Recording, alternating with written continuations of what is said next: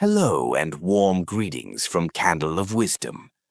Today, I'd like to pass along some deeply moving reflections from a retired Harvard professor. Words meant especially for those in their golden years. These thoughts have brought many elders to tears, and I truly believe that once you hear them, they'll stir something inside you too. If you're in your 60s or beyond and still holding on to a few habits that don't serve you, life can slowly turn into something quite painful. But it doesn't have to be that way. So allow me to share a few heartfelt suggestions that may help you age with grace, with clarity, and above all, with dignity. And if these words resonate with you, please consider subscribing to the channel. That way you can always return to them whenever you need a gentle reminder. Let's begin with something important. Never reveal the full details of your savings to your children. This might sound a little strict, but it's crucial. Studies show that nearly 70% of family disputes arise from financial disagreements. Just recently, a tragic situation unfolded. Siblings who once shared everything ended up in a bitter feud over inheritance. There's an old truth that says, money is money, family is family. But when finances enter the picture, even the strongest bonds can fray. The more children in the family, the higher the risk of misunderstandings, arguments, even court battles. Remember, the money you've spent your life earning shouldn't become a burden for your children. It should be a blessing, not a battleground. Secondly, once you've crossed 60, avoid falling into arguments with your spouse. Your children have their own worlds now, jobs, kids, responsibilities. And that means your partner becomes your greatest companion. There's a beautiful saying, in youth we share passion, in old age we share trust. As the years pass, your spouse becomes your anchor, your confidant, your mirror. Growing old alone is a quiet sorrow, so nurture the bond, speak gently, and hold each other close. You're each other's home now. Third, and this might sound controversial, don't spend your retirement raising your grandchildren full time. Of course, love them, enjoy their company, but don't sacrifice your health and finances for them. Research reveals that over 60% of elderly people feel physically and emotionally worn out from caregiving, and sadly, it's often unappreciated. The younger generation thinks differently, and what we give with love is sometimes taken for granted. Instead of wearing yourself out, invest that energy back into yourself. You've earned the right to rest, explore, and savor your remaining years. Fourth, if you're living alone, please don't rush into a second marriage. I know that may be hard to hear, especially when loneliness creeps in, but let's be honest. Late in life, relationships often come with more challenges than comfort. By this point, both individuals have lived full, separate lives with deeply set habits, routines, and finances. Blending all of that isn't simple and often leads to more emotional stress than peace. Instead of jumping into new commitments, why not embrace the freedom you have? Take up hobbies, travel, connect with old friends, and live on your own terms, unburdened. Fifth, hold on to your home. Don't let soft words or sweet promises from your children persuade you to give it up too quickly. Your house isn't just property, it's the heart of your story. Every wall holds memories, laughter, and tears, and no matter how stormy the world becomes, your home is your sanctuary. It's the one place where you truly belong. Once it's gone, it's hard to get that peace back, so cherish it and protect it.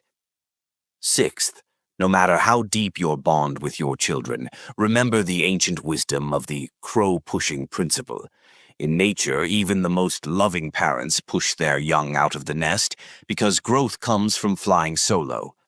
Likewise, in our senior years, we must strive for independence. Let's not rely entirely on our children. When we stand on our own feet, we give them the gift of not worrying, and that, in itself, is a powerful act of love. Seventh, and this one might sting a bit, Try not to stay at your children's home for more than 3 days at a time. I know your heart is full of love, and theirs likely is too. But space is sacred. Even unspoken discomfort can grow when boundaries are crossed. Think of it like a beautiful cup of tea. If it's just warm, it soothes. But if it's too hot, it burns. Keep your visits sweet, short, and full of warmth, and the affection will last much longer. 8th, when your children get married, try not to place too many expectations on them. The more we demand, the more we set ourselves up for disappointment. Yes, deep down, every parent hopes their children will be there for them in their twilight years. But let's be honest, today's world moves fast. Their lives are packed with pressures we may not even see, so instead of clinging tightly, give them a little space. Think of it like flying a kite. If you grip the string too tight, it crashes. But if you let it drift just enough, it soars. 9th, don't let your mind become a battlefield at bedtime. Unresolved worries have a way of circling endlessly at night, robbing you of peace. But sometimes all you need is rest. Let those thoughts settle. Sleep on them. Tomorrow often brings clarity. A calm mind is just as precious as a healthy body. Remember, constant worry solves nothing, but it does quietly chip away at your joy. 10th, stop fretting over things that no longer belong in your hands. There's an old saying, every child carries their own destiny. Once they've grown, your role isn't to direct their every move. It's to quietly cheer them on from the sidelines. Keep in touch, offer warmth, but avoid stepping too far into their world. Peace comes when we trust that they'll find their way, and when we allow ourselves to breathe freely, too. 11th, don't push your body beyond its limits. You're no longer in the season of hustle, you're in the season of wisdom. When you feel tired, listen to your body. Rest, recharge. Don't brush off illness or drown it in medication just to power through.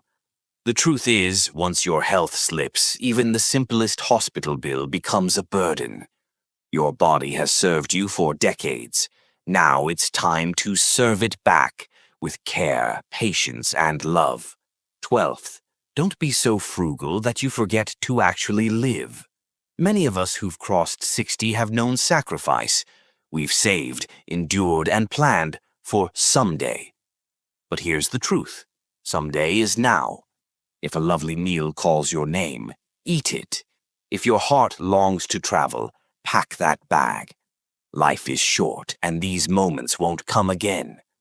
Imagine the sweet candies you've been saving your whole life. This is your time to unwrap them and truly savor every bite. You've earned it. 13th, your health is your true wealth. It's the foundation beneath everything. Without it, the joys of life lose their color, and the people who love you begin to worry. Think of your health like the roots of a great tree. Strong roots give rise to a vibrant life. Want to enjoy your golden years with dignity? Then guard your well-being fiercely. Focus on 3 essentials: balanced nutrition, quality rest, and a joyful heart. And sleep. Never underestimate it. Make your nights peaceful and your rest deep. Don't let late nights steal your vitality. Create a sanctuary for sleep, because without rest, even the strongest spirit begins to dim. Ultimately, your health isn't just about you, it's a gift to your entire family. No matter your past success, achievements, or fortune, none of it matters if you lose your strength. So cherish your body, keep moving, go for checkups, and above all, stay positive. That light in your heart, keep it burning bright. It may be the most precious thing you leave behind. We must come to terms with a simple truth. We are no longer in our 20s. And that means there are certain things we just can't afford to get wrong anymore. A careless misstep or a moment of naive optimism could carry heavy consequences. Even if we feel mentally sharp, it's wiser now to approach life with a little more caution.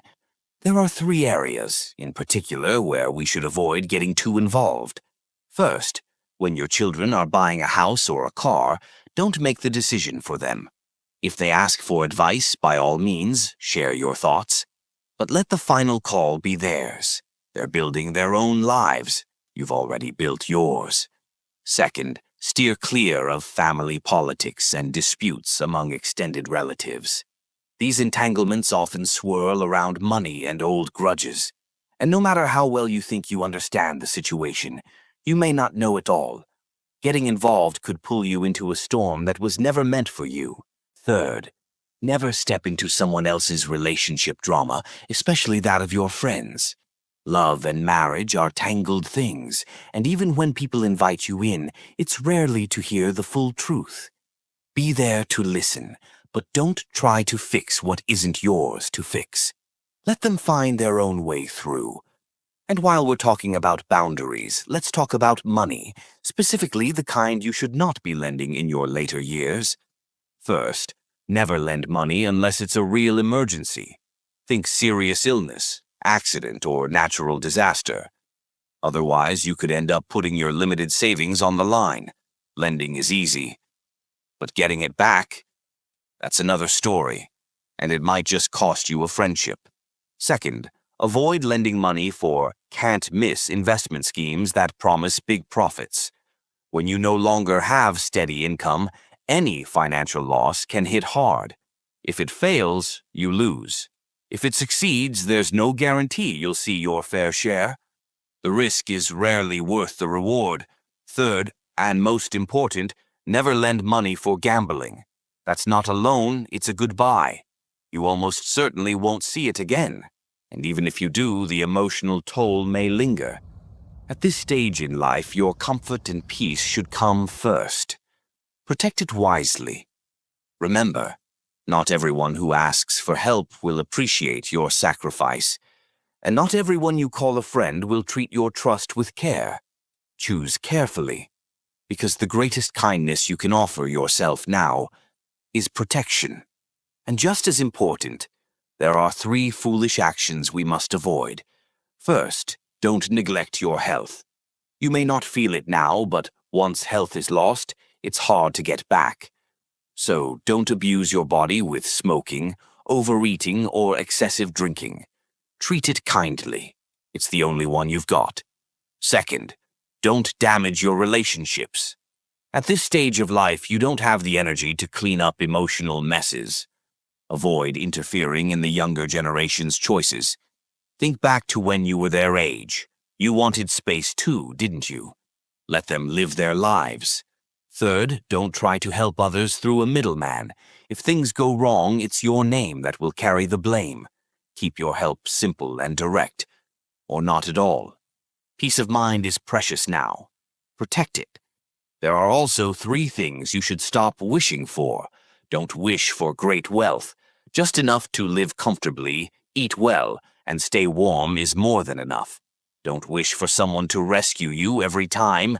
Wish instead for the strength to stand on your own feet, and don't wish for repayment from those you've helped. A clear conscience is worth more than a thank you. Now, be careful of your words. There are 3 things you should never say. Don't lie. Don't use threats, and never say words that wound someone's heart. At our age, we don't need enemies. We need peace. There are also 3 things not to do. Don't hold on to anger. It only poisons your own health. Let things go. Don't chase after youth. Don't pretend to be younger than you are. Just be yourself, healthy, honest, and proud of how far you've come. And don't be a bottomless piggy bank. You've saved all your life. Now is the time to spend wisely and enjoy what you've earned. Let your money serve you, not the other way around. And above all, never give up on 3 beautiful things. Don't give up on looking good. Stay clean, tidy, and confident. Don't give up on kindness. A soft heart is a strong one. And don't give up on joy. Keep your spirit playful. Keep your heart young. Because aging well isn't about counting the years. It's about living them fully. There are also 3 things you should never fear. Don't fear growing old. It's a gift from nature, a sign you've lived. Don't fear being alone. Solitude can bring peace and clarity. Don't fear the future. It will unfold as it must. What truly matters is how you live today.